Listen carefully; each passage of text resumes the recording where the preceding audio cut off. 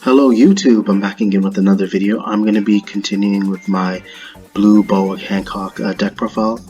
You'll notice there's a lot of changes in this deck and I'm trying to make it as viable as possible, as well as consistent, and so that it can be able to be viable in the competitive scene.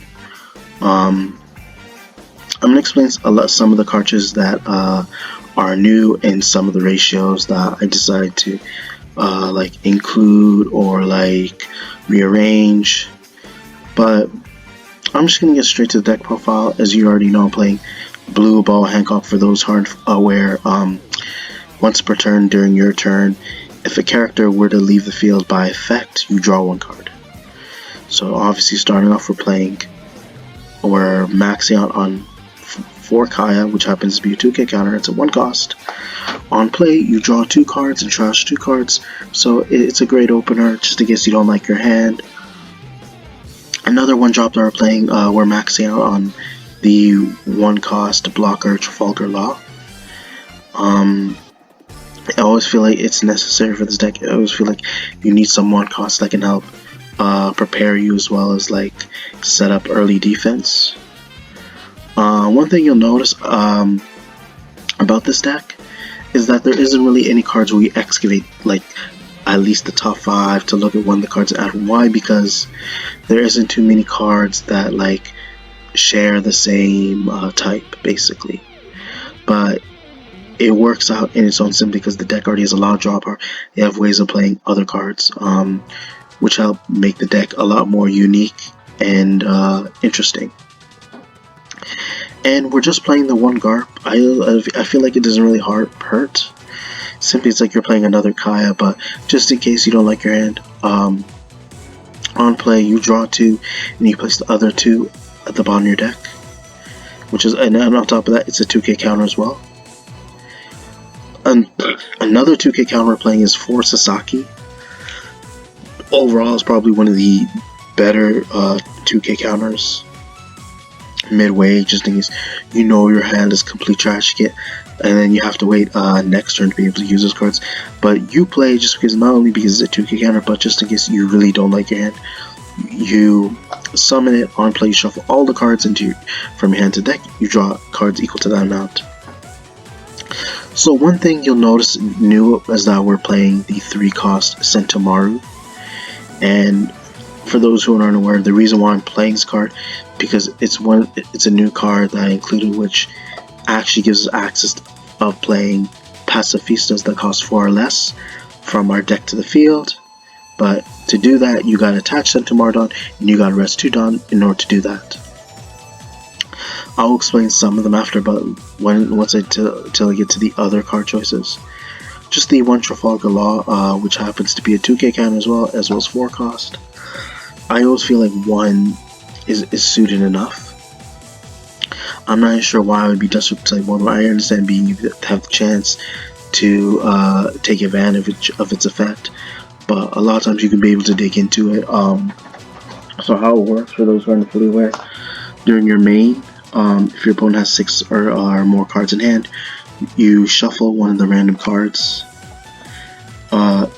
They choose. Your opponent places 1 card from the hand at the bottom of the deck, and the whole purpose behind is that it synergizes with the Boa Hancock. So whenever you turn him to your hand, it counts as a character leaving the field by card effect. You draw 1 as well. And just in case you really need to survive, you always want to have this as a 2k counter, but it's essential because it gives you the opportunity to see into other cards. And that's why we just play 1. Obviously, we're maxing out on the 4 Pacifista blocker, has no counter. Apparently, from what I read, under the rules of this game, you may have any number of this card in your deck. So this may create a lot of confusion, although it says that. I personally would just stick with 4, you guys.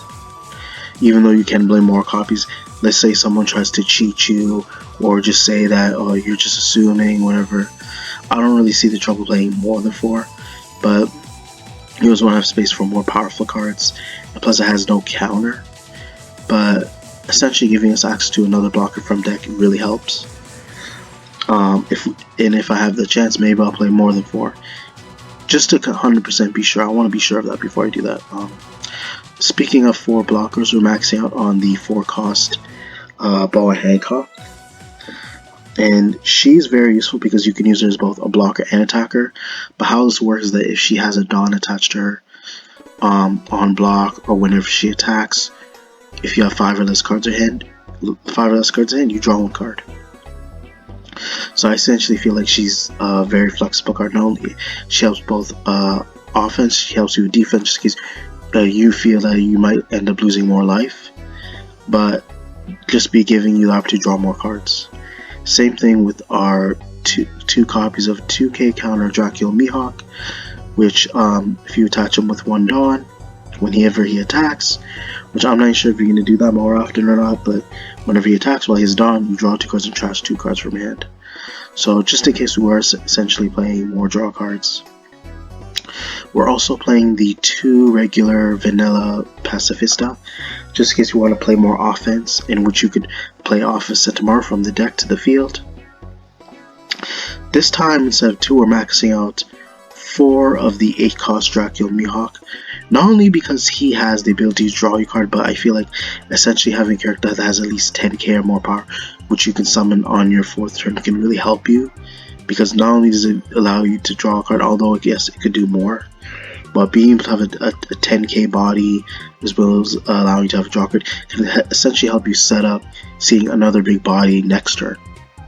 And you could put a lot of pressure on your opponent. So, and if you don't like seeing multiple copies, that's why you have the Sasaki's. That's why we have the Trash 2 cards. That's why we have our 0 event costs, which you see. But going to other high costs, we're playing the 10 cost Blue Kaido, which is from OPO4 on play. And I'm going to say you can return up to 1 character that costs 8 or less, and 1 of your opponent's characters that costs 3 or less to the owner's hand. So again, synergizes with the Boa Hancock.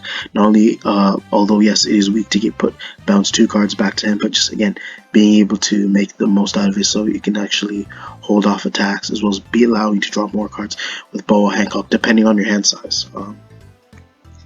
And just to help with our hand size, we're also playing the other 10 cost Blue Kaido, which is from OPO5. And again, if your opponent has 3 or less life, you play this card, you draw 4 cards essentially. So it's helping you build up more characters, more 2K counters, being able to see your events.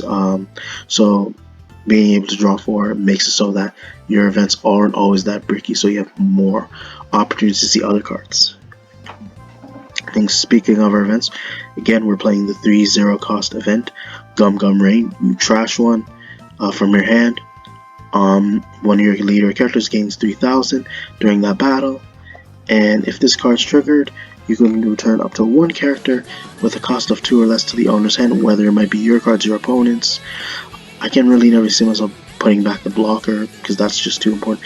Maybe possibly the Kaya, depending on the situation, but when I look at, I'm not sure if there's any 2 costs that actually benefit the opponent that you want to place back to the hand. And so for our more powerful events, we're not playing the 3000 worlds, but we're maxing out on Gum Gum Red Rock, again allowing you to return any character to the bottom of the deck, and on trigger you can return up to 1 of your opponent's characters with a cost of 4 or less to the bottom of its owner's deck. So this ensures that you're always getting rid of something stronger. That's why I'm not playing 3000 worlds, although it costs less. I always feel like the bigger characters are more of a threat, so you always need this card just in case you might decide to play at a 3. But I feel like with maxing out this card, it does help with the Boa Hancock ability, where even if you get rid of something by using up 6 your Dawn, you still get to draw a card, whether you want to set up another blocker, use Centaur on field.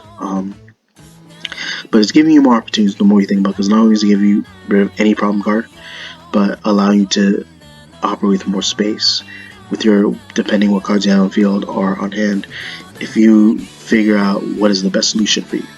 And for our last event, not much to say, but we're playing Gravity Blade Raging Tiger, which allows you to place up to 2 characters with a cost of 6 or less at the bottom of the owner's deck in any order, and it has a similar trigger, but you place up to 1 character with a cost of 5 or less to the bottom of the owner's deck.